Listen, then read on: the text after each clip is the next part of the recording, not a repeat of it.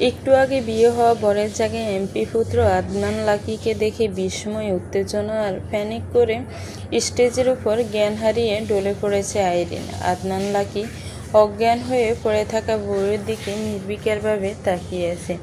মেয়েটা যে ওকে দেখে অজ্ঞান হয়ে যাবে কল্পনায় ছিল না। ভেবেছিল হয়তো চমকে যাবে, অবাক হবে, বিস্ময়ে চোখ দুটো বড় বড় করে তাকিয়ে থাকবে। কিন্তু এই মেয়ে তো অজ্ঞান হয়ে গেছে। ভয় পেয়েছে নাকি ওকে দেখে? পেলে পাবে, তাতে ওর কি। সোজা হয়ে দাঁড়িয়ে আইরিনের দিকে তাকিয়ে রইল। তবে আইরিনের চারপাশে মানুষের ভিড় জমে যাওয়ায় দেখা যাচ্ছে না আইরিনকে। আইরিনের চোখে মুখে পানি ছিটা দেওয়ায় জ্ঞান ফিরে আসা আইরিনের। আইরিনকে কিছু বলতে না দিয়ে সবাই বলতে শুরু করে, আইরিন ঠিক আছে কিনা, কি হয়েছিল, এখন কেমন লাগছে। আইরিন কিছু না বলে নিজে চারদিকে তাকায়, ঘাড় ঘুরিয়ে পেছনে তাকিয়ে দেখে বড় মামার কোলের উপর ঠেস দিয়ে রয়েছে। বড় মামা আমজাদ শেখ সকলের দিকে তাকিয়ে বলেন, তোমরা ভিড় কমাও, সামনে থেকে বাতাস আসতে দাও। সবাই সামনে থেকে সরে যায়। আইরিনের চোখের সামনে ভেসে ওঠে অপছন্দের তালিকায় সর্বপ্রথম থাকা আদনান লাকির চেহারা। গায়ের সাদা পাঞ্জাবি, কপাল ব্রুকুস্কোর দিকেই তাকিয়েছে। আইরিন বড় মামার দিকে তাকিয়ে বলে, মামা এই লোক এখানে কেন?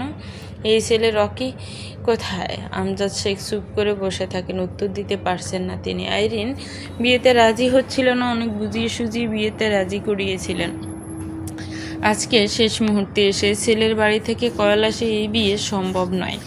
ছেলে আরও 3 বছর আগে পরিবারকে না জানিয়ে বিয়ে করেছিল ঢাকায়। একটা ছেলেও আছে। সেই বউ বাচ্চা পেলে পরিবারের সম্মতিতে দ্বিতীয় বিয়ে করতে চাচ্ছিল পরিবার। আর প্রথম বউর অগোচরে বউ কোনোভাবে বিয়ের খবর জানতে পেরে বাচ্চার পুলিশ নিয়ে এসে ছেলের বাড়িতে উঠেছে। সন্ধ্যা পেরিয়ে যাওয়ার পরেও যখন ছেলেপক্ষ আসছিল না, তখন আইরিনের মামারা বারবার কল করতে থাকেন। শেষে ছেলের বাবা মাপ চেয়ে সব কিছু খুলে বলেন, এই বিয়ে আর সম্ভব না, তারা আসবেন না। বিয়ে হবে না শুনে আমজাদ শেখ অসুস্থ হয়ে পড়েন। আইরিনের এখন কি হবে? এই বিয়ে না হলে ওকে তিনি মুখ দেখাবেন কিভাবে? আর আইরিন সমাজে কিভাবে বাস করবে? বেশিরভাগ মানুষ আঙ্গুল তুলে ওকে দেখিয়ে নানান কথা বলবে। পরবর্তীতে বিয়ে দিতেও অনেক ঝামেলা হবে। বাবা মা সেই জন্যও কোনো পরিবারের বিয়ের জন্য আগাচ্ছিল না দেখে পছন্দ করলো। পরবর্তীতে আর কিছু বলতো না। কেউ কেউ বলতো বাবা মা ছাড়া সন্তান না লাগামহীন গোড়া এক সমান, তারাই মেয়ে পুত্রবধূ করবেন না। ওনারা অপছন্দের কারণে অনেক বিষয় ভেঙে দিয়েছেন। গত সোমবার এই বিয়েটা ঠিক হয়েছিল, আর দিনের দিন বিয়ে ভেঙে গেছে। মানুষের স্বভাব তিলকে তাল বানানো। এখন এই বিয়ের ভেঙে যাওয়া কাহিনীকে কি কাহিনী বানায় কে জানে। বিয়ে বাড়ির অর্ধেক মানুষ জেনে যায় বিয়ে ভেঙে গেছে। ইতিমধ্যেই নানান রকম কথা শুরু হয়ে গেছে। আইরিন বাড়ির ভেতর থাকায় ওর কানে বিয়ে ভাঙার খবর পৌঁছায়নি। আর যেন এখনই না পৌঁছায় সেই ব্যবস্থাও করা হয়েছে। চেয়ারে বসে থাকতে থাকতে মাটিতে পড়ে যান আমজাদ শেখ। সবাই এসে ওনাকে ধরে তুলে আবার চেয়ারে বসায়, পানি খাওয়ায়, বাড়ির ভেতর থেকে প্রেশারের ওষুধ এনে ওষুধ খাওয়ায়। হঠাৎ আদনান লাকির দাদা প্রাক্তন এমপি তালুকদার আতিকুর রহমান বলেন, তোমরা রাজি থাকলে আমি আইরিনকে আমার বড় নাতির বউ করে নিতে চাই। পূর্বে যা হয়েছে সেসব ভুলে যাওয়াই ভালো। আইরিনের মামার বাড়ির সবাই অবাক হয়ে আতিকুর রহমানের দিকে তাকিয়ে থাকে। তালুকদার আতিকুর রহমান আবার বলেন, আইরিনকে আমি লাকির বউ করে নিতে চাই। আইরিনকে আমার আগে থেকেই পছন্দ ছিল, তবে এই দ্বন্দ্বের কারণে বলতে পারিনি। এখন যখন আল্লাহ তাআলা সুযোগ দিয়েছেন, সেই সুযোগ আমি হাতছাড়া করতে চাই না। আগে যা হয়েছে তা হয়েছে। বিয়ে হলে একসাথে থাকলে সব ঠিক হয়ে যাবে। তোমরা রাজি থাকলে এখনই বিয়ে পড়ানো হোক। আইরিনের ছোট মামা আজাদ শেখ বলেন, এই বিয়ে হওয়ার চেয়ে না হওয়াই ভালো। আইরিন কখনোই রাজি হবে না এই বিয়েতে, আর আমার মনে হয় না লাকিও রাজি হবে। তাছাড়া আপনার ছেলেও রাজি হবে না। আমার পরিবারের মানুষকে রাজি করানোর দায়িত্ব আমার। তোমরা রাজি থাকলেই হইল। আইরিনকে এখনই কিছু বলার দরকার নেই, বিয়ে হয়ে যাক, তারপর ভালা যাবে। অনেক কথাবার্তা বুঝ পরামর্শের পর দুই পরিবার রাজি হয়। রেজিস্ট্রি করার সময় রেজিস্ট্রি পেপারের দিকে সেভাবে নজর দেয়নি আইরিন। ওকে যেখানে সই করতে বলা হয়েছে সেখানেই সই করে দিয়েছে। মৌখিকভাবে বিয়ে পড়ানোর সময় যখন ছেলের নাম বলা হয়েছে তখনই ধরতে পারেনি আইরিন, কারণ নাম দুটো প্রায় আদনান লাকি আর আদনান রকি। মনোযোগ দিয়ে না শোনায় কোনো কিছুই বুঝতে পারেনি আইরিন। বিদায়ের আগে যখন ওকে স্টেজে নিয়ে আসা হয় তখন বরের মুখের দিকে তাকিয়ে আদনান লাকিকে দেখে অজ্ঞান হয়ে পড়ে গিয়েছিল। আইরিন এখনও উত্তরের আশায় মামার মুখের দিকে তাকিয়ে আছে। মামাকে উত্তর দিতে না দেখে রেগে সোজা হয়ে বসে বলে, তোমরা সবাই আমাকে ঠকিয়েছ, এক ছেলেকে দেখিয়ে আরেকজনের সাথে বিয়ে দিয়ে দিয়েছ। আমি এই বিয়ে মানি না। আমি যাব না শ্বশুর বাড়িতে। অসভ্য অভদ্র লোকের সাথে সংসার করব না আমি। আইরিনের কথা শুনে ওর দিকে আগুন চোখে তাকিয়ে থাকা আদনান লাকি আইরিন বসা থেকে উঠে দাঁড়ায়। তখন ওর ছোট মামা আমজাদ শেখ বলেন, আদনান রকি আরও 3 বছর আগেই বিয়ে করেছে, ওর একটা বাচ্চাও আছে। ওর পরিবারে কেউ নাকি জানতো না রকি আগেই বিয়ে করেছে। রকি আগের বউ বাচ্চা ফেলে আবার বিয়ে করতে চাইছিল। এখন ওর আগের বউ আর বাচ্চা পুলিশ নিয়ে ওদের বাড়িতে উঠেছে। আমাদের হাতে আর কোনো কিছু না থাকায় লাকির সাথে তোর বিয়ে দিয়েছে। আইরিন কেঁদে দেয় রাগে দুঃখে, কাঁদতে কাঁদতে বলে, তোমরা আমাকে না বলে এই লোকের সাথে কেন বিয়ে দিলে? এখন বিয়ে না হলে কি মরে যেতাম আমি জীবনেও যাব না ওই বাড়িতে। স্টেজ থেকে নেমে দ্রুত পায়ে বাড়ির ভেতরের দিকে এগিয়ে যায় আইরিন। লাকি নিজেও রেগে স্টেজ থেকে নেমে যায়। স্পষ্ট স্বরে গালাগালি করতে করতে বাড়ি থেকে বেরিয়ে যাওয়ার জন্য উদ্যত হয়। তালুকদার আতিকুর রহমান নাতের হাত ধরে টেনে ধরে বলেন, এত রেগে গেলে হবে? ওকে একবার বাড়িতে নিয়ে চলো, তারপর বাকিটা দেখা যাবে। লাকির পরিবারের সবাই এসে দাঁড়ায় দুজনের কাছে। পরিবারের সবাই গুজুর গুজুর ফুসুর ফুসুর করে কথা বলতে শুরু করে। আইরিনের মামারা বাড়ির ভেতর আইরিনের রুমের সামনে এসে দাঁড়ায়। আইরিন দরজা বন্ধ করে ভেতরে বসে আছে। বিশ্বাসই করতে পারছে না আদনান লাকির মতো একটা অসভ্য অভদ্র শয়তান ইতর লোকের সাথে ওর বিয়ে হয়ে গেছে। মরে যাবে কিন্তু এই লোকের সাথে সংসার করবে না। অনেক ডাকাডাকি অনুরোধের পর দরজা খুলে দেয় আইরিন। সবাই ভেবেছে দরজা বন্ধ করে আইরিন কাঁদছে, কিন্তু আইরিন কাঁদছে না। চোখ মুখ শক্ত করে রয়েছে। মামা মামি নানা নানি আরও অনেকেই অনেক বোঝানোর পর অবশেষে আইরিনকে শ্বশুর বাড়িতে যাওয়ার জন্য রাজি করানো সম্ভব হয়। এখন বিয়ে হয়ে গেছে, আইরিন শ্বশুর বাড়িতে না গেলে নানান লোকে নানান কথা বলবে। একে তো প্রথম বিয়ে ভেঙে গেছে, এখন বিয়ে হয়ে যাওয়ার পর শ্বশুর বাড়িতে যেতে চাইছে না। আঙ্গুল আইরিনের দিকেই উঠবে। এই মেয়ে খারাপ, অন্য কোথাও সম্পর্ক আছে, এই প্রথম বিয়ে ভেঙেছে, নিজেই নিজের দোষ ডাকার জন্য বলছে। ছেলের আগের বউ বাচ্চা আছে, এখন আবার বিয়ে হয়ে যাওয়া এই বিয়েতে মানতে চাইছে না। কিছু সংখ্যক মানুষের স্বভাবই তিলকে তাল বানানো। আইরিনের সাথে সাথে এই পরিবারের মান সম্মানও যাবে। গ্রামে তাদের সুনাম রয়েছে, যেটা দুলিশ্বাত হয়ে যাবে মেয়ে শ্বশুর বাড়ি না গেলে। আইরিনকে বাড়ির বাইরে নিয়ে আসেন আমজাদ শেখ। দুই পরিবার দেখায় মুখোমুখি। আদনান লাকির ডান হাত ধরে ওর হাতের উপর আইরিনের হাত রাখেন আমজাদ শেখ। লাকির ছোঁয়া পেতে রাগে গিনে শরীর জ্বলে ওঠে আইরিনের। আমজাদ শেখ লাকির মুখের দিকে তাকিয়ে বলেন, আজ থেকে আইরিনের সব দায়িত্ব তোমার। পৃথিবীতে এখন একমাত্র তুমিই ওর সবচেয়ে কাছের মানুষ। ছোট থেকে ওকে চোখের সামনে বড় হতে দেখেছো তোমরা। আইরিন কেমন মেয়ে তোমরা ভালো করেই জানো। জন্মের পর মা মারা গেছে, বাবা থেকেও নেই। আমরা ওকে কতটা ভালো রাখতে পেরেছি জানি না, তবে এখন থেকে তুমি ওকে ভালো রাখবে। কাকার কথায় ভরসা করে ওকে আমরা তোমার হাতে তুলে দিলাম। যদি কখনো মনে হয় ওকে তুমি ভালো রাখতে পারছো না, ওকে তোমার ভালো লাগে না, ওকে তুমি দুঃখের সাগরে ভাসিয়ে মৃত্যুর দিকে ঠেলে দিও না। আমার মেয়েকে আমার কাছে ফিরিয়ে দিও। আবার আদনান লাকি আমজাদ শেখকে আশ্বস্ত করে আইরিনকে ভালো রাখবে।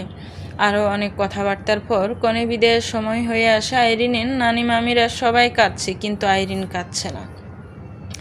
আইরিনের চোখ যায় নিজের বাম হাতের দিকে। আদনান রকির পরিয়ে দেওয়া রিংটা এখনও হাতেই রয়ে গেছে। লাকির হাত থেকে জোর করে নিজের হাত ছাড়িয়ে নিয়ে বাম হাতের আঙ্গুল থেকে রিংটা খুলে ছুঁড়ে ফেলে দূরে। লাকি দেখে আইরিনের কাজটা, তারপর আবার খপ করে চেপে ধরে হাতটা।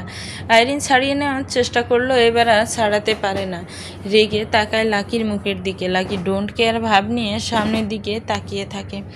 মামার বাড়ি থেকে বিদায় নিয়ে শ্বশুর বাড়ির দিকে আগায় আইরিন। শ্বশুর বাড়ি বেশি দূরে না, ওদের বাড়ি 2 বাড়ি পরে। 3 মিনিট পর শ্বশুর বাড়িতে প্রবেশ করে আইরিন নিজের বরের সাথে। ছোটবেলায় এই বাড়িতে আসতো প্রতিবেশী ছেলে মেয়ের সাথে। বড় হওয়ার পর কোনোদিন এই বাড়ির আঙ্গিনায় আসেনি আর। বাড়ির গেট ফেরিয়ে ভেতরে প্রবেশ করে। লাকি আর আইরিনকে পাশাপাশি সোফায় বসানো হয়। রাগে আইরিনের চোখ মুখ লাল হয়ে গেছে। লাকির হাত থেকে নিজের হাত ছাড়িয়ে নেয়। আবার লাকির মা ফারজানা তালুকদার ফ্রিজ থেকে মিষ্টি এনে ছেলের বউকে খাইয়ে দেন। আইরিনকে তার পছন্দ হয়েছে ছেলের বউ হিসেবে। বাড়িতে তেমন কোনো মানুষ নেই এখন। লাকির ছোট বোনের বিয়ে হয়ে গেছে। বাড়িতে শুধু লাকি, ওর বাবা মা, দাদা দাদি। ওর কাকার বাড়ির পাশেই সে বউ বাচ্চা নিয়ে আলাদা থাকেন। তারা কেউ আমজাদ শেখের বাড়িতে যায়নি দাওয়াত পাওয়া সত্ত্বেও। লাকিদের বাড়ি থেকে শুধু লাকি আর ওর দাদা গিয়েছিল। পরে লাকির সাথে বিয়ে ঠিক হওয়ার পর বাকি 3 জন গিয়েছিল। লাকির কাকার বাড়ির সবাই লাকিদের বাড়িতে আসে বিয়ের কথা শুনে। লাকির বন্ধুরা, ওদের গ্রামে ছোট ভাই আর কেউরাও এসেছে সবাই। ভিতরে প্রবেশ করতে করতে একজন বলে, লাকি ভাই অবশেষে বিয়েটা করেই ফেললেন তাহলে, আমাদের তো একটাবার বললেনও না। লাকি সকলের দিকে তাকিয়ে বলে, আমার বিয়ে আমি নিজেই জানতাম না, তোদের আর কি বলবো। আরেক ছেলে বলে, লাকি ভাই ভাবি কিন্তু সুন্দর আছে। আইরিন রেগে তাকায় ছেলেটার দিকে। লাকির কাকি আইরিনকে খোঁচা দিয়ে বেশ কয়েকটা কথা বলে। লাকির দাদি রেশমা তালুকদার ছোট ছেলের বউকে থামিয়ে দেন। রাত অনেক হয়ে গেছে, তাই লাকির চাচাতো বোন দুজনকে সাথে নিয়ে রেশমা তালুকদার আইরিনকে লাকির রুমে নিয়ে আসেন। আইরিনের দিকে তাকিয়ে বলেন, শাড়ি পরিবর্তন করে হাত মুখ ধুয়ে নাও, আমি খাবার পাঠিয়ে দিচ্ছি তোমার জন্য। খেয়ে লাকির জন্য অপেক্ষা করো, ওই একটু পরেই চলে আসবে। আইরিন বলে, আমি এখন খাবো না দাদি, আমার খিদে নেই। খাবো না বললে তো হবে না, অল্প করে হলেও খেতে হবে। রাতে তো একবার খেয়েছি, এখন আর খিদে নেই। আচ্ছা তাহলে লাকির জন্য অপেক্ষা করো। 3 জন রুম থেকে বেরিয়ে যায়। আইরিন রেগে রুমে চারদিকে নজর বুলায়। এই অসভ্য লোকের জন্য নাকি অপেক্ষা করবে? জীবনেও না। এই অসভ্য অভদ্র লোকের সাথে এখন এক রুমে এক বিছানায় থাকতে হবে ভেবেই আগে মাথা ফেটে যাচ্ছে। নিজের কাপড়ের ব্যাগের দিকে তাকায়। আসার সময় নিজের আগের জামা কাপড় নিয়ে এসেছে। ব্যাগ থেকে একটা 3 পিস বের করে বাথরুমে প্রবেশ করে শাড়ি চেঞ্জ করে হাত মুখ ধুয়ে ফ্রেশ হয়ে বেরিয়ে আসে। হাতের শাড়ি, ব্লাউজ, পেটিকোট, হিজাব, দোপাট্টা ফ্লোরে ছুঁড়ে ফেলে। এগুলো ওই শয়তান ঠক বা জোচ্ছর রকি কিনে দিয়েছিল। ওই শয়তান রকিটাকে কেনা শুধু এগুলো এই বাড়িতে নিয়ে এসেছে, বাকি সব ও বাড়িতেই রেখে এসেছে। রুমের চারিদিকে নজর বুলে আবার স্টাডি টেবিলের উপর পেপার কাটার দেখতে পায়। সে টেনে শাড়িতে কেটে কেটে ছিঁড়ে কয়েক খণ্ড করে মনের রাগ মিটিয়ে ফালা ফালা করে ফেলে। ব্লাউজ, পেটিকুট, হিজাব, দোপাট্টা সব কিছু কেটে কুটে ফালা ফালা করে ফ্লোর জুড়ে ছড়িয়ে রাখেন। ওর এত তাও কমছে না। এই রকিকে এখন সামনে ফেলে কিমা বানিয়ে ফেলতো নিজের হাতে। কত বড় শয়তান! বউ বাচ্চা রেখে আবার ওকে বিয়ে করতে চেয়েছে। ওই শয়তানের জন্য আজকে লাকির মতো আরেক শয়তানের সাথে ওর বিয়ে হয়েছে। এখন দুটোকেই খুন করতে ইচ্ছে করছে ওর। হাতের কাঁটাটা টেবিলের উপর রেখে খাটোর পাশে এসে দাঁড়ায়। এখন এই খাটে ওকে শুতে হবে। একটু পরেই লাকি এসে ওর পাশে শুয়ে পড়বে। তারপর যদি স্বামীর দিকের পালাতে আসে খুন করে ফেলবে, সোজা কথা। টেবিলের উপর থেকে কাঁটারটা এনে বালিশের নিচে রেখে ফ্যান অন করে খাটে শুয়ে পড়ে। কিনার গেছে এই খাটে ওর শুতেও ইচ্ছে করছে না। অস্বস্তিতে দম বন্ধ হয়ে আসছে। লাকি ড্রয়িং রুমে বসে চাচা দাদার সাথে আগামীকাল রিসেপশনের কিভাবে কি আয়োজন করা হবে সেটারই কথা বলছে। অর্ধেক আত্মীয় স্বজনদের কল করে ইনভাইট করা হয়েছে। লাকির বাবা এমপি আফসার তালুকদার লাকি আত্মীয় স্বজন এখনো কল করে ইনভাইট করছেন। আগামীকাল দুপুরের মধ্যে সবাইকে তালুকদার বাড়িতে উপস্থিত থাকতে বলে দিয়েছেন বারবার করে। ঘড়ির কাঁটা 12টার ঘর ছুঁতেই লাকিকে জোর করে রুমের দিকে পাঠিয়ে দেন তালুকদার। আতিকুর রহমান মেয়েটা ওর অপেক্ষায় বসে আছে, এখনো খুল নেয় ওনার। লাকি গলা খাকারি দিয়ে রুমে প্রবেশ করে খাটের দিকে তাকিয়ে দেখে আইরিন ঘুমিয়ে গেছে। ফ্লোরের দিকে চোখ পড়তেই চোখের সাদা ফ্লোরে শাড়ি, ব্লাউজ, পেটিকুট, হিজাব, দুপাট্টা ছোট ছোট টুকরো হয়ে ছড়িয়ে আছে। ভালোভাবে বুঝতে পারছে আইরিন রাগ মেটানোর জন্য এই নিরীহ শাড়ি ব্লাউজের উপর নিজের রাগ জেরেছে। বেটার রকিকে সামনে ফেলে কুচি কুচি করে কাটতে। দরজা লাগিয়ে ড্রেসিং টেবিলের সামনে দাঁড়ায়। হাতের ঘড়ি খুলে পকেট থেকে ওয়ালেট বের করে রেখে দেয়। পাঞ্জাবি খুলে রেখে আলমারি থেকে ট্রাউজার বের করে খাটের কাছে এগিয়ে এসে প্যান্টের পকেট থেকে ফোন বের করে খাটের উপর ছুঁড়ে দেয়। তারপর বাথরুমে প্রবেশ করে ফ্রেশ হয়ে হাত মুখ ধুয়ে প্যান্ট চেঞ্জ করে রুমে ফিরে আসে। টাওয়াল দিয়ে হাত মুখ মুছতে মুছতে খাটের কাছে এসে দাঁড়ায়। আইরিনের মাথার কাছে আসে, এসি অন করে ফ্যান অফ করে দেয়। বেডের উপর একটু ঝুঁকতে পট করে চোখ মেলে তাকায় আইরিন। ওর মুখের সামনে লাকির উন্মুক্ত বুক। মৃদুভাবে চেঁচিয়ে ওঠে আইরিন। শোয়া থেকে উঠতে গেলে লাকির শক্তপোক্ত বুকের সাথে বাড়ি খায় মুখে। আবার শুয়ে পড়ে, মুখ চেপে ধরে। লাকি ঘাড়ও আরও একটু নিচু করে আইরিনের মুখের দিকে তাকায়। আইরিন কটমট করে বলে, আপনি এখানে কেন? সরুন আমার উপর থেকে, ভুলেও আমার দ্বারের কাছে আসবেন আর আমাকে ছোবেনও না। অভদ্রলোক, সরুন আমার উপর থেকে। কপাল ব্রু কুচকা আইরিনের মুখের দিকে আরও একবার তাকায় লাকি। তারপর আর একটু ঝুঁকে খাটের উপর থেকে নিজের ফোনটা হাতে তুলে নেয়। সোজা হয়ে দাঁড়িয়ে বলে, তোমার উপর উঠেছি আমি যে সরব? নিজেকে কি মনে করে বিশ্বসুন্দরী? তোমার কাছে আসার জন্য আমি মরে যাচ্ছি? শোনো জগরটে মেয়ে, তোমার প্রতি আমার কোনো ফিলিংস নেই, আর না কোনো ইন্টারেস্ট আছে। শুধুমাত্র দাদার কথা তোমাকে বিয়ে করেছি, নয়তো তোমার মতো মেয়েকে এই আদনান লাকি জীবনে বিয়ে করতো না। সব সময় আমার কাছ থেকে দূরে থাকবে। মনের ভুলেও আমার দ্বারে কাছে গেসার চেষ্টা করবে না। এটা আমার বালিশ, এখানে আমি ঘুমাই, তুমি ওই বালিশে ঘুমাবে। এখন সরো আমার বালিশ থেকে। আমার রুম দখল করেছে, আমার খাট দখল করেছে, এখন আমার বালিশটাও দখল করেছে। কদিন পর তো বোধ হয় আমাকেই দখল করবি। কি ডেঞ্জারাস মেয়ে ভাবা যায়? মুখের দিকে তাকিয়ে কি দেখছো? সরো এখান থেকে। আইরিন সরে যেতে নিতে লাকি নিজে আইরিনের পিঠের নিচ দিয়ে হাত গলিয়ে এক প্রকার উঁচু করে তুলে নিয়ে পাশের বালিশে ছুঁড়ে ফেলে যেন আইরিনকে। হতভম্ব আইরিন বড় বড় চোখ করে তাকায় লাকির দিকে। লাকি ডিম লাইট অন করে বড় লাইট অফ করে শুয়ে পড়ে উপর হয়ে। গম্ভীর গলায় বলে, ভুলেও আমার গায়ে ছোঁয়া দেবে না। রাতে অন্ধকারের সুযোগ নিয়ে আমার সর্বনাশ করবে না একদম। যদি করো তাহলে আমি তোমার নামে মামলা করব পুরুষ নির্যাতনের। বিস্ময়ে বিমূঢ় হয়ে তাকিয়ে রইল আইরিন। এই ছেলে কি বলছে? এইসব নেশা জাতীয় কিছু খেয়েছেন নাকি এত সুন্দর বউ পেয়ে পাগল টাগল হয়ে গেছে? আইরিন কারো ধীরে ধীরে ফেলা শ্বাসের শব্দ স্পষ্ট শুনতে পাচ্ছে। দীর্ঘতিতে ছুটে চলা হৃদস্পন্দনও শুনতে পাচ্ছে। নাকি বেশি আসছে পুরুষালী গ্রান। ঘুম ছুটে যায় আইরিনের। ছটপটিয়ে উঠতে বুঝতে পারে তাকে কেউ আষ্টে ফিষ্টে সার হাত পা দিয়ে পেঁচিয়ে জড়িয়ে ধরে আছে। এটার কেউ নয়, ওর গতরাতে হওয়া বড় অভদ্র আদনান লাকি। লাকির বাহুবন্ধন থেকে মুক্ত হওয়ার জন্য লাফালাফি ধাক্কি করে বলে, নির্লজ্জ অভদ্র লোক, ছাড়ুন আমাকে। রাতে বড় বড় ডায়লগ দিয়ে এখন নিজেই এভাবে ধরেছেন কেন? পুরো গায়ের উপর উঠে এসেছে, ছাড়ুন বলছি। আইরিনের ধাক্কি লাফালাফি আর রাগী গলার স্বর শুনে ঘুম ভেঙে যায় লাকির। ততক্ষণ ওর কাছ থেকে ছুটে উঠে বসে আইরিন। লাকি চোখ মেলে তাকে। ওর মুখের সামনেই দেয়ালের সাথে ঠেকে বসে আছে আইরিন। কয়েকবার চোখ ঝাঁটা দিয়ে চোখ মেলে তাকায় গুমজনক গলায় বলে, কি হয়েছে? ধাক্কি করছো কেন এইভাবে? আর সকাল এমন করে চেঁচাচ্ছ কেন? মানুষজন শুনলে কি বলবে? আইরিন দাঁতে চেপে কিড়মিড় করে আঙ্গুল তুলে বলে, আপনি আমাকে জড়িয়ে ধরেছিলেন কেন? জড়িয়ে ধরলাম কখন? একটু আগেই তো ধরেছিলেন। আমার সারা গা হাত পা ব্যথা হয়ে গেছে। হাতির মতো শরীরটা আমার মতো ছোট একটা মেয়ের গায়ের উপর তুলে দিয়ে শুয়েছিলেন, লজ্জা করে না? আবার বলছেন কখন জড়িয়ে ধরলাম? অসভ্য লোক। লাকি শোয়া থেকে উঠে বসে কপালে চোখ ডেকে চুলগুলো পেছনে ঠেলে দিয়ে বলে, এই তুমি রাতে আমার সাথে উল্টাপাল্টা কিছু করনি তো? রাতের অন্ধকার আর আমার ঘুমের সুযোগ নিয়ে আমার ইজ্জত হরণ করনি তো? আইরিন হাত উঁচু করে আঙ্গুল তুলে শাসিয়ে বলে, মুখ সামলে কথা বলুন। আপনি কোথায় এসেছেন দেখেছেন? আর একটু হলেই তো আবারও আমার গায়ের উপরে উঠে আসবেন। দূরে সরুন বলছি। নিজের জায়গা ছেড়ে আমার জায়গায় এসে আমাকে দোষী সাব্যস্ত করছেন, লজ্জা লাগে না? মাঝখানে যে কোলবালিশ ছিল সেটা কোথায়? আমার ঘুমের সুযোগ নিয়ে আপনি উল্টাপাল্টা কিছু করেছেন কিনা সেটা বলুন আগে। লাকি কোলবালিশটা খুঁজে দেখে আইরিনের পা যেখানে ছিল সেখানে রয়েছে। কোলবালিশটা দেখিয়ে বলে, কোলবালিশটা যে ওইখানে রয়েছে, কোলবালিশে তুমি নিজে সরিয়েছো ইচ্ছে করে। আর কিছু করার হলে তোমার ঘুমের সুযোগ কেন নিতে হবে? তুমি সজাগ অবস্থায় থাকার পরও করতে পারবে, কিন্তু তোমার সাথে ওসব কিছু করার বিন্দুমাত্র মুড আমার নেই।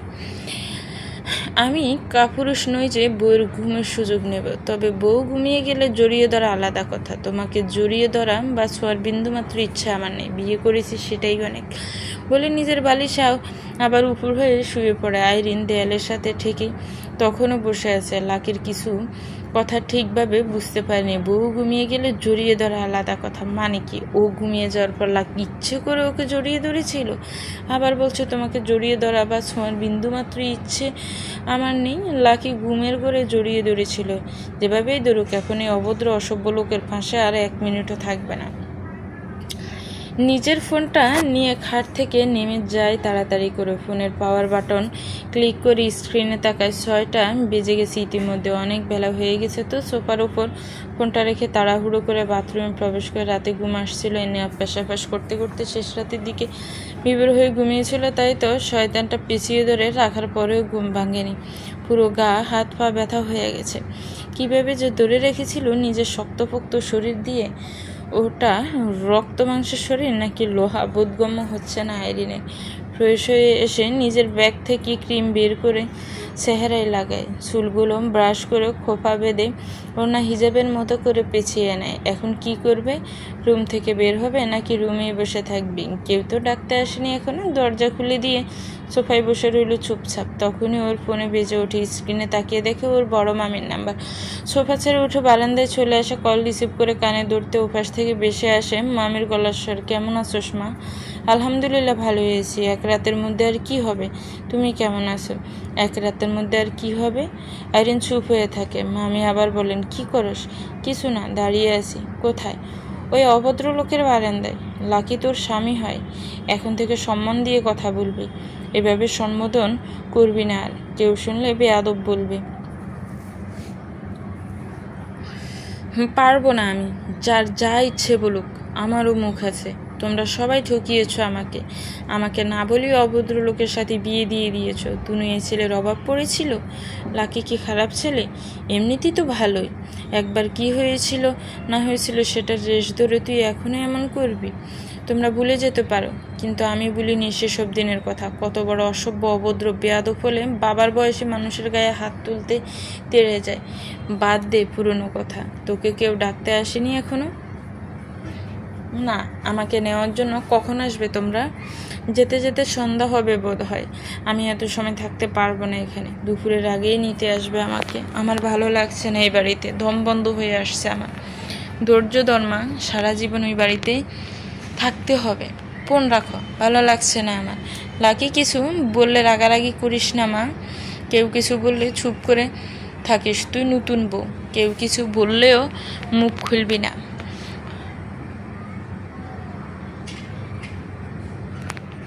খুলবো না মানে কি? কেউ কিছু বললে দেখুক, শুধু কোমরে গামছা বেঁধে মারামারি শুরু করে দেবে ইনশাল্লাহ। মামি হতাশার শ্বাস ছাড়েন। যে মেয়ে তালুকদার বাড়ির মানুষ 2 চোখে দেখতে পারে না, শেষ পর্যন্ত কিনে সেই বাড়ির বউ হয়ে গেছে। কীভাবে ওই বাড়িতে টিকে থেকে সংসার করবে কে জানে। লাগিয়ে বদরাগি যে দিক, খ্যাপাটে খিটখিটে মেজাজের, গম্ভীর একটু অহংকারী আইরিনের সাথে কিভাবে মানিয়ে চলবে কে জানে। দুজনের সংসার না আবার যুদ্ধক্ষেত্র হয়ে যায়। আইরিন কল কেটে রুমে ফিরে আসে। ফোন রেখে হাত দিয়ে শাড়ি ব্লাউজ সব ঠিক কিছু টুকরো টুকরো এক জায়গায় জড়ো করে। এগুলো এখন কোথায় ফেলবে? একটা বড় সড়ো শপিং ব্যাগ হলে ভালো হতে। ওর ব্যাগে বড় একটা শপিং ব্যাগ ছিল। শপিং ব্যাগের ভিতর থেকে 3 পিস বের করে রেখে সে টুকরোগুলো ব্যাগের ভিতরে একপাশে রেখে দেয়। সোজা হয়ে দাঁড়াতে লাকি চাচাতো বোন বিবার গলার স্বর শোনা যায়। রুমের বাইরে দাঁড়িয়ে একটু নিচু কণ্ঠে আইরিনকে ডাকছে ভাবি বলে। আইরিন ফোন হাতে নিয়ে রুম থেকে বের হয়। বিবা আইরিনের দিকে তাকিয়ে বলে, দাদি তোমাকে নিচে ডাকছে, চলো। বিবার সাথে নিচে নেমে আসে আইরিন। ড্রয়িং রুমে থাকা সকলেই আইরিনের দিকে তাকায়। নতুন বউ সাদা দবদবে 3 পিস পরে আছে। মানুষজন দেখে মনে করবে বিয়ে তো হয়নি, স্বামী মারা গেছে, তাই এমন সাদা দবদবে পোশাক পরে আছে। আইরিন নিচে সরে সবাইকে উদ্দেশ্য করে সালাম দেয়। সালামের জবাব দিয়ে আফসার তালুকদার আইরিনকে কাছে ডাকেন। গম্ভীর গলায় বলেন, তুমি নতুন বউ, এরকম সাদা পোশাক পরে আছো কেন? আইরিন মাথা নিচু করে বলে, রাতে পোশাক পরিবর্তন করার সময় এগুলো সামনে পেয়েছিলাম, তাই এগুলোই পরেছি। শাড়ি পরনি কেন? আমি তো শাড়ি নিয়ে আসিনি, শুধু 3 পিস নিয়ে এসেছি। তোমার শাশুড়ি তোমাকে শাড়ি দেয়নি? আইরিন চুপ করে থাকে। আফসার তালুকদার গলা ছেড়ে বউকে ডাকেন। রান্নাঘর থেকে ছুটে আসেন ফারজানা তালুকদার। আফসার তালুকদার তার দিকে রাগী চোখে তাকিয়ে বলেন, তোমাকে কি বলেছিলাম আমি? আইরিনকে নতুন শাড়ি দুটো রাতে দিতে বলেছিলাম, দাওনি কেন? ফারজানা তালুকদার কিছু বলবে তার আগেই আইরিন নিচু স্বরে বলে, ব্লাউজ পেটিকোট তো নেই, শুধু শাড়ি দিয়ে কি করব? আফসার তালুকদার বলার মতো আর কিছু পেলেন না। ফারজানা তালুকদারের দিকে তাকিয়ে বলেন, যাও রান্না করে আর ওর কাছ থেকে ব্লাউজ পেটিকোটের মাপ শোনো। ফারজানা তালুকদার আইরিনকে নিয়ে রান্না করে আসেন। বাড়ির সবাই আইরিনের হাতে চা খাওয়ার জন্য বসে আছে। এখনো কেউ চা খায়নি, আজ নতুন বউয়ের হাতে চা খাবে সবাই। ফারজানা তালুকদার চা বানানোর সব কিছু বের করে দিয়ে বলে দেন কে কেমন মিষ্টি খায়, সাথে আইরিনের ব্লাউজ পেটিকোটের মাপ জেনে নেন। চা বানিয়ে কাপে ঢেলে ট্রেতে করে ড্রয়িং রুমে নিয়ে আসে আইরিন। টি টেবিলের উপর ট্রে রেখে প্রথম কাপ শ্বশুরের দিকে এগিয়ে দেয় আফসার তালুকদার। খেয়ে দেখেও কাপ হাতে নেন না, ছোট ভাইয়ের সাথে কথা বলতে থাকেন। চা নিতে না দেখে আইরিন বলেন, আপনার চা। আফসার তালুকদার তবুও চায়ের কাপ হাতে নেন না। কয়েকবার বলার পরেও যখন কাপ নেন না তখন আইরিন আবার বলে, আব্বা আপনার চা। এবার আফসার তালুকদার চায়ের কাপ হাতে নেন। আইরিনের দিকে তাকিয়ে বলেন, এতক্ষণ এভাবে বলতে কি হয়েছিল? তুমি জানো না কাউকে কিছু দেওয়ার সময় তাকে সম্বোধন করে দিতে হয়? সম্বোধন না করলে সে বুঝবে কিভাবে তুমি কাকে দিচ্ছ? প্রথমে তো মুখে কিছু না বলেই চায়ের কাপ বাড়িয়ে দিলে। এভাবে কাউকে কিছু দিলে তাকে অপমান করা হয়। ছোট বড় সবাই যখন একসাথে থাকবে তখন সবার বড় যে থাকবে তাকে আগে দেবে, তারপর আস্তে আস্তে ছোটোর দিকে যাবে। তোমার উচিত ছিল আগে মাকে দেওয়া, যেহেতু এখন বাবা নেই এখানে। বাবা থাকলে প্রথম বাবাকে দেবে, তারপর অন্যদের। এখানে বাবা নেই বলে বেঁচে গেছো, নয়তো কত কথা শুনতে হতো তার শেষ নেই। আইরিন মনে মনে বলে, তবুও তো কম শোনালেন না। তারপর মুখ ফুটে বলে, পরবর্তীতে আর এমন ভুল হবে না। এই যে আবার ভুল করলে আব্বা কে ডাকবে? মাফ করবেন আব্বা, ভুল হয়ে গেছে। পাশ থেকে রেশমা তালুকদার বলেন, বাকি কথা পরে বলবা, চাটা খাও, ঠান্ডা হয়ে গেল তো। আফসার তালুকদার আর কিছু না বলে চায়ের কাপে চুমুক দেন। দাদি শাশুড়িকে চা দিয়ে চাচা শ্বশুরকে দেয়। দেওয়ার সময় আব্বা ডেকেই দেয়। ছোট বড় সবাইকে চা দিয়ে দাঁড়িয়ে থাকে একপাশে। আফসার তালুকদার আইরিন দিয়ে তাকিয়ে বলে, তুমি তো ভালো চা বানাতে পারো দেখছি। আমি বাড়িতে থাকলে রোজ তুমি চা বানিয়ে দেবে আমাকে। আচ্ছা আব্বা। আফসার তালুকদার আরেকবার চায়ের কাপে চুমুক দিয়ে বলেন, লাকির জন্য কফি বানিয়ে নিয়ে যাও আর ওকে ঘুম থেকে ডেকে তুলে তৈরি হয়ে নিচে আসতে বলো। মাথা নিচু করে রান্নাঘরের দিকে এগিয়ে যায় আইরিন। মনে মনে আফসার তালুকদারের 14 গোষ্ঠীর পিণ্ডে চটকাতে থাকে, অভদ্র লাকিকে ডাকার জন্য ওকেই পাঠাতে হবে কেন? আবার কিনা কফি বানিয়ে নিয়ে যেতে হবে, যত সব ডং। রাগে শরীর রিরি করছে। রান্নাঘরে এসে শাশুড়ির মায়ের দিকে তাকিয়ে বলে, মা কফির কোটা ওই যে ওইখানে। হাত দিয়ে দেখিয়ে দেন ফারজানা তালুকদার। পানি গরম হতে দিয়ে কফির কোটা নিয়ে আসে। শাশুড়ি মায়ের দিকে তাকিয়ে আবার বলে, মা আপনার ছেলে কি কফি খায়? চিনি দাও একটু কমিয়ে। কফি বানিয়ে কফির মগ হাতে লাকির রুমের দিকে এগিয়ে যায়। রুমে এসে কফির মগ সেন্টার টেবিলের উপর রাখে। বড় লাইট অন করে ডিম লাইট অফ করে দেয়। লাকির দিকে তাকিয়ে থাকে। উদাম গায়ে উপুর হয়ে ঘুমাচ্ছে। উজ্জ্বল শ্যামবর্ণের ফিট উন্মুক্ত। ইচ্ছে করছে গরম কফি পিঠের উপর ঢেলে দিতে। ওর রাতের ঘুম কেড়ে নিয়ে নিজে এখন নাক ডেকে ঘুমাচ্ছে। কত বড় শয়তান! কি বলে ডাকবে বুঝতে পারছে না। ঘুম থেকে তুলবে কিভাবে এটাকে? দূরে দাঁড়িয়ে থেকে কয়েকবার ডাকে, উঠছে না দেখে বিরক্ত হয়ে বলে, ওই ঠসা শুনছেন? আপনার বাবা আপনাকে ডাকছে, তাড়াতাড়ি নিচে যেতে বলেছে, উঠছেন না কেন? লাকির মধ্যে কোনো ভাবান্তর নেই। মনে হচ্ছে না আইরিনের কোনো কথা ওর কানে প্রবেশ করেছে। শেষমেশ আইরিন না পেরে পানির জগ থেকে পানি হাতে নিয়ে লাকির গায়ে ছিটিয়ে দেয়। যেহেতু মুখ উল্টো দিকে, তবুও নড়চড় না দেখে আবার পানি মুখে দেওয়ার চেষ্টা করে। মুখ তো দিতেই পারে না, কিন্তু লাকির কানে ঢুকে যায়। লাফিয়ে শোয়া থেকে উঠে বসে লাকি। কানের পানি বের করার চেষ্টা করে বলে, সমস্যাটা কি তোমার? কানের মধ্যে পানি ঢুকিয়ে দিচ্ছ কেন এইভাবে? কখন থেকে ডাকছি, শুনছেন না কেন? আপনাকে আপনার বাপ ডাকে। কফি খেয়ে তৈরি হয়ে নিচে যেতে বলেছে। আর 1 মিনিটও দাঁড়ায় না আইরিন। বেরিয়ে যেতে গিয়েও দরজার মাঝখানে দাঁড়িয়ে ঘাড় ঘুরিয়ে বলে, টেবিলের উপর আপনার কফি, বলেই বেরিয়ে যায়। লাকি কানের পানি বের না করে কফির মগ হাতে নেয়। কফি কে বানিয়েছে? ওর মা, কাজের বুয়া নাকি আইরিন? আইরিন যদি কফি বানিয়ে থাকে তাহলে কফিতে কিছু মেশায়নি তো? খাবে না করতে করতেও কফির মগে চুমুক দেয়। মন্দ না, ভালোই হয়েছে খেতে। আজকের কফির স্বাদ নতুন। নিশ্চয়ই ওর এই চাঁদরেল বউ কফি বানিয়েছে। কফি খেয়ে ফ্রেশ হয়ে শার্ট প্যান্ট পরে নিচে নেমে আসে। চা বানানোর সাথে বাড়ি থেকে বের হয় লাকি। বাপ চাচার সাথে বাড়ি থেকে বের হয় লাকি। বাড়ির বাইরে বেরিয়ে আসতে দেখতে পায় ওর ছোট বোন আর বোনের বর্ষা বাড়ির সবাই চলে এসেছে। সকলের সাথে কুশল বিনিময় করে বোন জামাইকে সাথে নিয়ে বাপ চাচার সাথে বাড়ি থেকে বের হয়। বোন জামাইয়ের আর বাড়ির ভেতরে যাওয়ার সুযোগ হয় না। টাঙ্গাইল পার্কের বাজারে ঘুরে ছোট ভাইয়ের ছেলে আর লাকির ফ্রেন্ডদের পাঠানো হয়েছিল বড় বড় রুই মাছ ও আরও কিছু মাছ কেনার জন্য। ওরা মাত্রই ফিরে আসলো সব কিছু কিনে নিয়ে। ওদের ভেতরে পাঠিয়ে ওনারা রওনা দেন টাঙ্গাইল মার্কেটে যাওয়ার জন্য। এমপির সুরক্ষা নিশ্চিত করার জন্য এই দুজন সবসময় ওনার সাথেই থাকেন, রাজনীতি করেন, তাই ওনার অনেক শত্রু আছে আশেপাশে। আইরিনের জন্য স্বর্ণের চেন, ঘাড়, কানের দুল, আংটি আরও যা যা লাগিয়ে কিনে নেন। কসমেটিকের দোকানে এসে বিয়ের জন্য যা প্রয়োজন সব কিনে দিতে বলেন। স্কিন প্রোডাক্ট সব কিছুই ভালো ব্র্যান্ডের নিতে বলেন, ব্যবহার করলে যেন স্কিনে কোনো ক্ষতি না হয়। স্কিন প্রোডাক্টস ব্যবহার করে স্কিনের কিছু হলে স্টোরের জায়গায় থাকবে না। জুতো, শাড়ি, রেডিমেড, ব্লাউজ, পেটিকোট, বোরকা, হিজাব সহ একে একে সবই কিনে নেন। পরবর্তীতে এসবের জন্য যেন আর দৌড়াদৌড়ি করতে না হয়। সব কিছু কিনে নিয়ে আবার বাড়ির পথে রান্না হয় সবাই। আইরিন দুপুরে গোসল করে আবার একটা সাদা 3 পিস পরেছে। রাতেও ইচ্ছে করে সাদা 3 পিস পরেছিল। আর এখনও চুলে গামছা ফেঁচিয়ে খাটের উপর বসে আছে। রুমে এখন কেউ নেই। একটু পর ওকে সাজানোর জন্য মানুষ আসবে। নিচে ইতিমধ্যে অনেক আত্মীয় স্বজন চলে এসেছে। ওকে দেখতেও এসেছিল, কয়েকজন বাথরুমে ছিল তাই আবার চলে গেছে।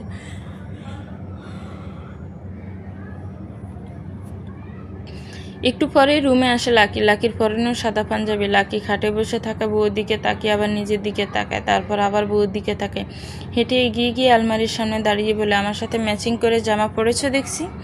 আইরিন চোখ তুলে তাকায়। লাকি যে আজকেও সাদা পাঞ্জাবি পরেছে জানতো না আইরিন তো তখন বাথরুমে ছিল যখন লাকি ড্রেস পরেছে। আইরিন রাগে দাঁত ফিসে বলে, আমি মোটেও আপনার সাথে ম্যাচিং করে পরিনি। আপনার মতো অভদ্র লোকের সাথে ড্রেস ম্যাচিং করে পরার মতন রুচি আমার জীবনেও হবে না। লাকি বলে না কিছু, নিজের হাতে থাকা প্যাকেটটা আলমারির ভেতর রেখে দেয়। আলমারি বন্ধ করে আইরিনের সামনে এসে দাঁড়ায়। আইরিন কিছু বুঝে ওঠার আগে আইরিনের টিস্যু ওড়নাটা একটানে নিজের হাতে নিয়ে আসে। আইরিন রেগে ওড়নাটা থাবা দিয়ে নেবে, তার আগে লাকি ওড়নাটা নিজের গলায় পেঁচিয়ে নিতে বলে, ওড়নাটা সুন্দর, আমার পাঞ্জাবির সাথে মানাবে, নিয়ে গেলাম, পরে ফেরত দিয়ে দেব। বলতে বলতে রুম থেকে বেরিয়ে যায়। আইরিন দরজার দিকে তাকিয়ে নিজের দিকে তাকায়। গায়ে ওড়না নেই। চিৎকার করে বকা দিতে গিয়েও কন্ট্রোল করে নেয় নিজেকে। এখন বাড়ি ভর্তি মানুষজন রয়েছে। তালুকদার বংশের সুনাম করতে করতে নিজের ব্যাগ থেকে একটা লাল ওড়না বের করে গায়ে জড়িয়ে দরজা বন্ধ করে দেয়। শয়তানটা এই রুমে আর আসতে পারে না। দাঁতে দাঁত ফিসে বকাঝকা করে আদনান লাকিকে ইচ্ছে করছে কাঁচা চিবিয়ে খেতে। কত বড় শয়তান, ওর ওড়না নিয়ে চলে গেল। লাকি বাড়ির ভেতর থেকে বেরিয়ে উঠোনে রিসেপশনের জন্য সাজানো স্টেজের পাশে এসে একটা চেয়ারে বসে। স্টেজ যেন সুন্দরভাবে সাজানো হয় সেটারই তদারকি করছে একটা ছেলে। দুটো স্প্রিটের বোতল হাতে লাকির পাশে এসে দাঁড়ায়। একটা বোতল লাকির হাতে দিয়ে অন্যটার চিপি খুলে নিজে খুঁতে শুরু করে। 2 ডুব খাওয়ার পর চোখ যায় লাকির গলার থাকা ওড়নার দিকে। ওড়নাটা ধরে বলে, লাকি ভাই, ওড়নাটা তো অনেক সুন্দর, দারুণ মানিয়েছে আপনাকে, কোথা থেকে কিনলেন? দেখতে তো মেয়েদের ওড়নার মতো লাগছে, কিন্তু সুন্দর আছে। জটকা দিয়ে ছেলেটার হাত সরিয়ে দেয় লাকি। ছেলেটার দিকে তাকিয়ে মৃদু ধমক দিয়ে বলে, হোপ বেটা, ছুবি না ওড়না, দূরে সর, আর একবার এই ওড়না ছুলে তোর খবর আছে। ছেলেটা হা হয়ে তাকিয়ে রইল লাকির মুখের দিকে। সামান্য ওড়না ছুঁয়েছে বলে এমন করছে, আজীব তো। পার্লার থেকে একজন মেয়ে এসে আইরিনকে রিসেপশনে পার্টির জন্য সুন্দর করে শাড়ি পরিয়ে সাজিয়ে দিয়েছে। মেহমানরা একটু পর আদনান লাকির রুমে এসে বউ দেখে যাচ্ছে আর প্রশংসা করছে। আইরিন রোবটের মতো বসে আছে খাটে। কেউ কিছু জিজ্ঞাসা করলে উত্তর দিচ্ছে, নয়তো চুপ করে বসে থাকে। বউ তো রেডি, কিন্তু বর এখনই রেডি হয়নি। সকাল থেকে সে দৌড়ের উপর আছে। আফসার তালুকদার ছেলেকে রুমে পাঠিয়ে দেন রেডি হওয়ার জন্য। আদনান রুমে আসতেই রুমে থাকা সকলের রুম থেকে বেরিয়ে যায় এক এককে। রুমে খালি হয়ে যাওয়ার পর আদনান আইরিনের সামনে দাঁড়ায়। আইরিনের চোখ মুখ শক্ত করে খ্যাপাটে দৃষ্টিতে একবার তাকিয়ে মুখ ঘুরিয়ে নেয়, অন্যদিকে তাকিয়ে থাকে।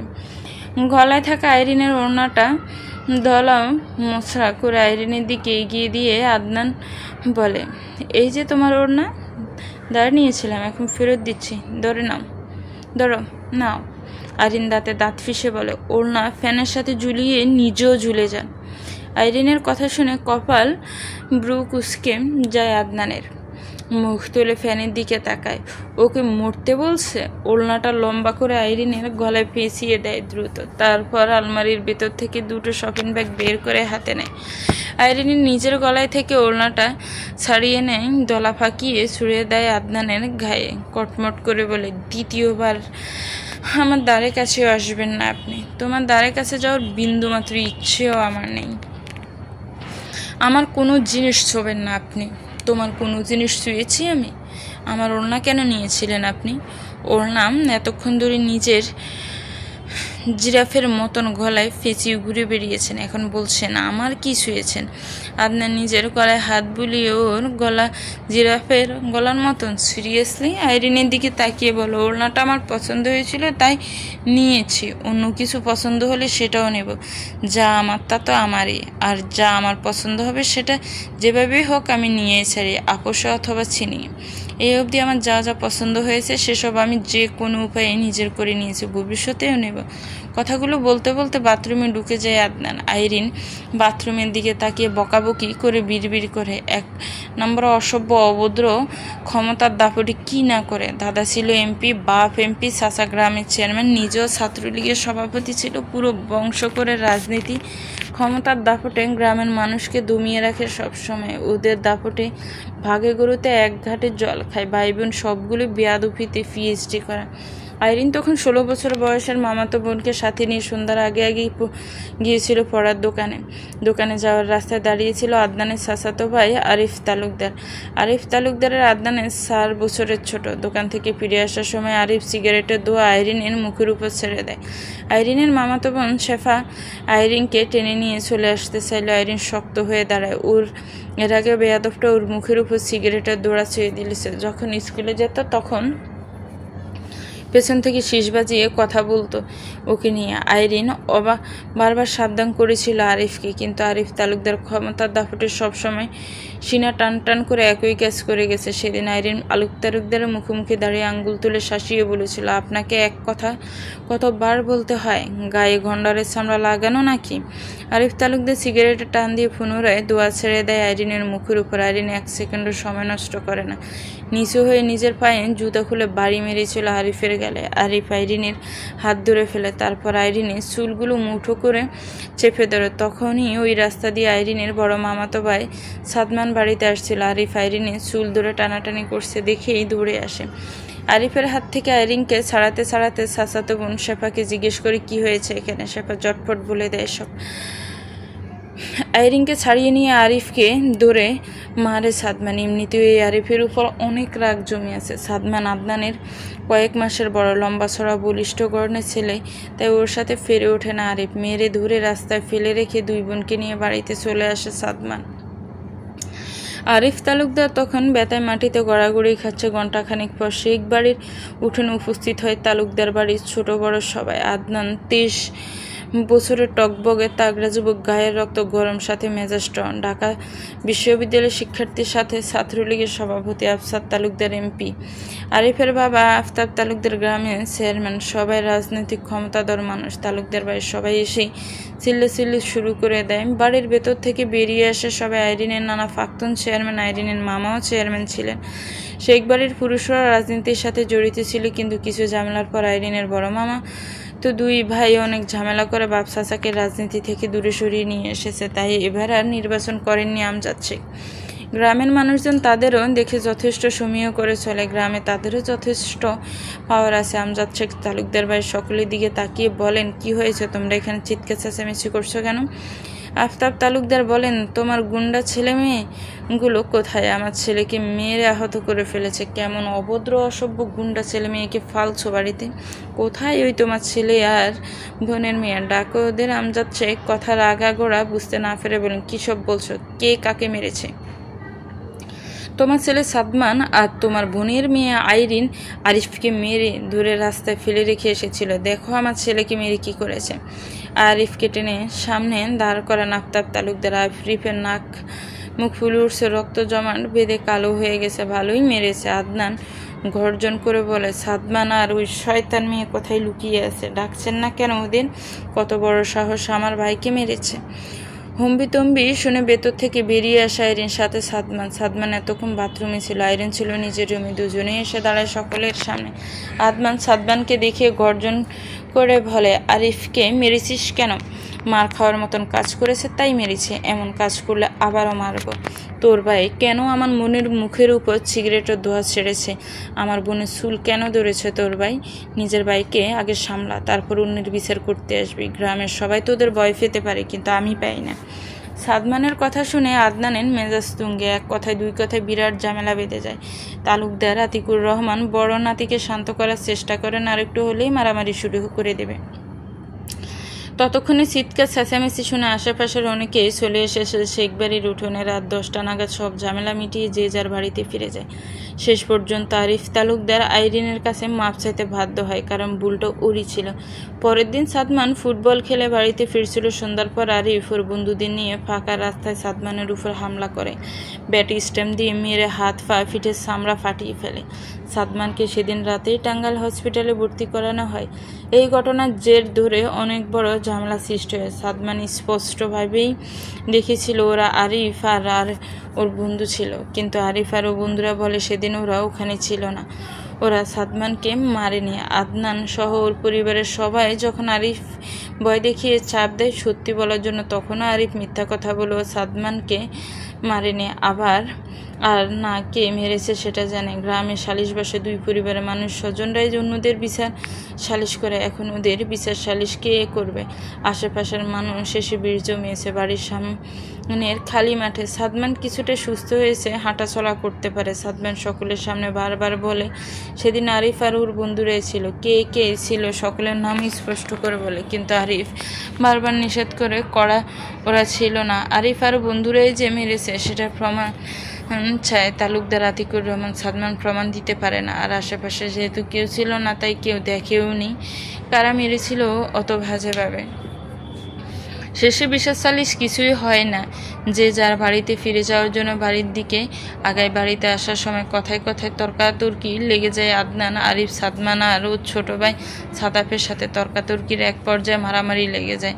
বড়রা কোনোভাবে ওদের 4 জনকে থামানোর চেষ্টা করে। সাদমান এমনিতেও এখনও অসুস্থ, বড় হলেও ওই বেশি মার খায় আদনানের কাছে। 4 জনকে টেনে হিঁচড়ে আলাদা করে দূরে রাখা হয়। মুখে মুখে তখনও তর্ক চলছে।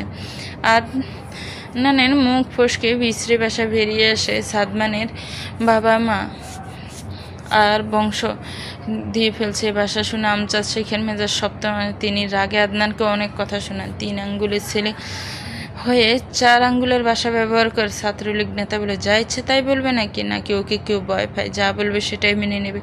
আদনানের সাথে আমজাদ শেখের তর্কাতর্কি লেগে যায়। আবার আমজাদ শেখ বয়স্ক, অভিজ্ঞতা সম্পূর্ণ মানুষ। উনি ধরে ধরে কথা বলেন। ওনার প্রত্যেকটা কথাই ছোট হয় আদনান, আর ওনার কথা শুনে আদনান নিজেকে সামলাতে পারে না, তেড়ে যায় ওনাকে মারার জন্য। কোনো রকমে ওকে থামিয়ে টেনে হিঁচড়ে বাড়ি নিয়ে যায়। রাগে হিতে জ্ঞান হারিয়ে ফেলেছে আদনান। কি বলেছে কি করেছে কিছুই বুঝতে পারেনি। কি থেকে কি হয়ে গেল, কার ঝামেলা কার উপর গিয়ে পড়লো, কোথাকার জল কোথায় পড়ালো। পরের দিন অবশ্য আদনান লাকি বাড়িতে এসে আমজাদ শেখের কাছে নিজের করা কৃতকর্মের জন্য মাপ চেয়ে গিয়েছিল। ভুলটা ওরই ছিল, বুঝতে পেরেছিল, অনুতপ্ত হয়ে মাপ চেয়ে গিয়েছিল সেজন্য। সেদিনের পর থেকেই দুই পরিবারের মধ্যে সম্পর্ক নষ্ট হয়ে গিয়েছিল। সময়ের সাথে সাথে কিছুটা স্বাভাবিক হলেও সেরকম কোনো উন্নতি হয়নি। আইরিনের বিয়ে উপলক্ষে আমজাদ শেখ তালুকদার বাড়িতে এসে সবাইকে বিয়ের জন্য ইনভাইটেশন কার্ড দিয়ে গিয়েছিল। বিয়ের দিন শুধু আদনান, লাকি আর তালুকদার বাড়ির আতিকুর রহমান যায় শেখ বাড়িতে। সেদিনের পর থেকে তালুকদার বংশের নাম শুনতে পারে না আইরিন।